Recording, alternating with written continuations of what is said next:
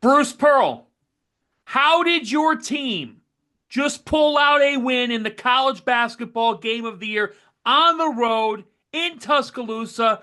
Hostile atmosphere. You find a way. How did you do it? I didn't do anything, John, man. I didn't do a thing. These guys did it. Um, you know what? My coaching staff had a great game plan. We made shots early in each half to send a message that we were here to try to get a great road win and beat a great team. Um, and it was just like everybody contributed, and we acted like we were the number one team in the country. Yeah, listen, I think until tonight, Bruce, I was still skeptical that you guys were the clear-cut number one team in the country. Now I'm in. Now I'm all in. When you go on the road against your in-state rival now and do what you did in Tuscaloosa against a really, really good team, maybe a more talented team than you guys, I think it showed that, hey, there's no doubt there can't be a doubt in anybody's mind. What did this say about this team going forward as the favorites to cut down the nets this year? Well, I think, Jeff, because it's the body of work, I would agree with you. I mean, I think because of the body of the work and so many great teams that we played and the success we've had, I think we are the number one seed right now. Now, I don't know that we're the best team. I mean, there's great teams out there, but I think we should be ranked one because of the body of the work. And, but we got a long way to go. I asked the guys after the game, we got to get better. We got to stay healthy. We got to like go back to Auburn tonight, get there about 9:00 and go out for about an hour or two and get back home. And let's get ready for Arkansas. You know what I mean? It's all about the maturity of how we take care of our bodies and how we embrace the grind. Look, Arkansas comes in Wednesday. Cal knows they need a big win. They're as talented as anybody in our league. And so that's how we keep it going. We just respect our opponents. We prepare like the number one team in the country. We act like we're the number one team in the country. And if we keep doing that, we will be the number one team in the country. Bruce, I think the single best recruiting pitch that you have for any guard in America right now is to show him the shot from Tahad Pettiford after Auburn tied the game up, right? You blow a 13-point lead. Coleman Coliseum is rocking, and Tahad Pettiford, it's a 1-on-5 break, and he pulls up from like 25 feet on the wing right there in front of your bench, and he hits it. And I know I've asked you about this before. I know the way you think about it. You're sitting there watching him put that up like, yep, that's a good shot. Let's go, Tahad. Yep. Yeah, it is. The thing you got to worry about with that one was if he misses, then they bang us in transition because they're so fast.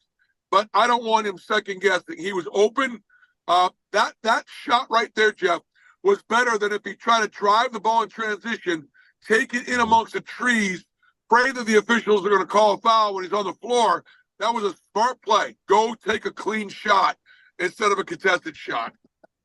All right, sir. I love it, man. Hold on. I love it. It's a 105 break at 25 foot, and that's a smart play. Like, how? Come on, man. Sign me up. Look, I might have a year eligibility left, Bruce.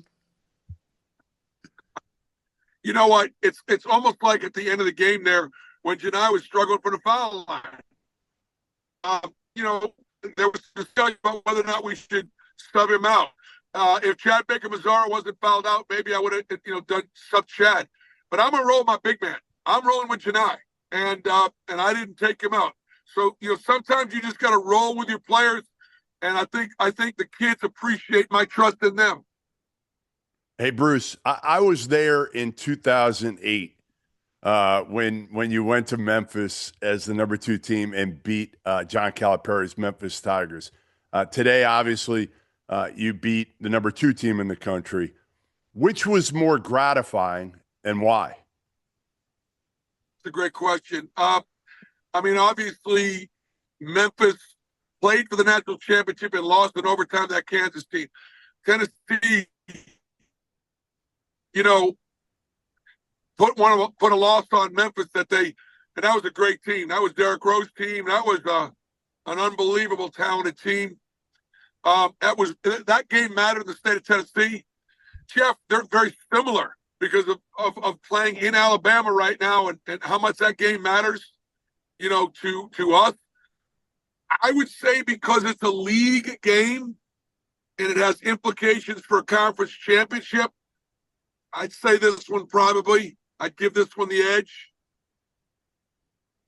Bruce, before we let you go, as you head back to the lake house, one of the things that I think the country really appreciates after watching that game, or has more appreciation for, is Denver Jones, who, yes, had 16 points, but he takes on Mark Sears, and you've got an immense amount of respect for Mr. Sears.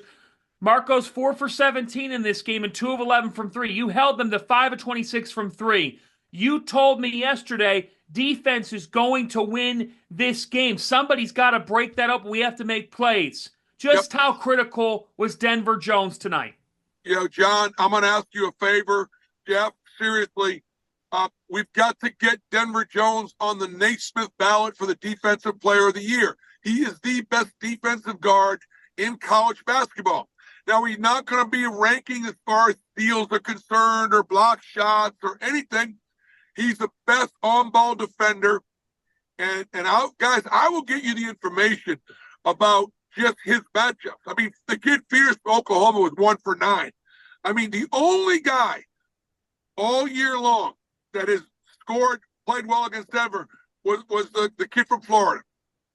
And he might be the best point guard in the country. Other than that, Denver has dominated his opponent. And so I appreciate you bringing that up. The fact that we limited them to just so few assists and so few threes was the reason why we were able to, hold them down to 85 points. All right, my last one I got for you, and you can't bail on this. You have to answer this question.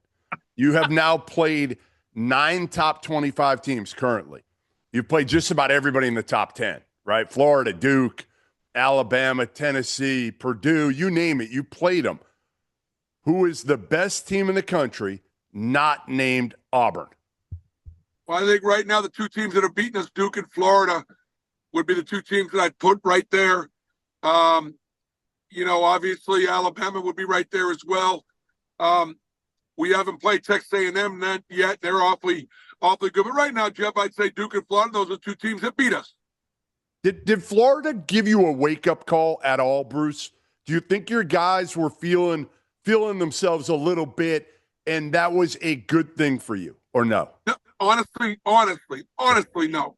Okay. Jeff, we were tired. We really were fatigued. I may have pushed them too hard in preparation. We didn't have our legs that game, and I give Florida all the credit. They had the best guard on the floor. And their big guys way bouncier and way more active, and we did not have the advantage on the inside that we typically have. I just thought Florida really did. They banged. They came in with 3 losses in the SEC. We had 0 losses in the SEC. And I think Todd said, look, if we want to have a chance to win a championship, we have to win this game. And so they kind of played with a must-win mentality, and they got it. So hats off to my dear friend Todd Golden, and John Shire's got a great team as well. Bruce, we appreciate you. What are you going to do when you get back home tonight now? What are you going to do? Well, I haven't been in the lake house since Christmas, before Christmas. It's been a grind. We don't play Arkansas until Wednesday. The guys get the day off tomorrow. It was a little shorter ride to the lake house than it was back to Auburn. And so I'm all by myself. And I've got this shit-eating grin on my face. I'm going to eat some kosher barbecue. I'll probably answer a few phone calls. And I'll wake up tomorrow morning with that same shit-eating grin. Bruce Pearl, thank you. I think the best stat is first guy to win a 1 versus 2 showdown at multiple schools. You did it on the road both times, and you did it 17 years apart. So you're aging better than Goodman. Thanks, Coach. Thank you, guys. See you, Bruce.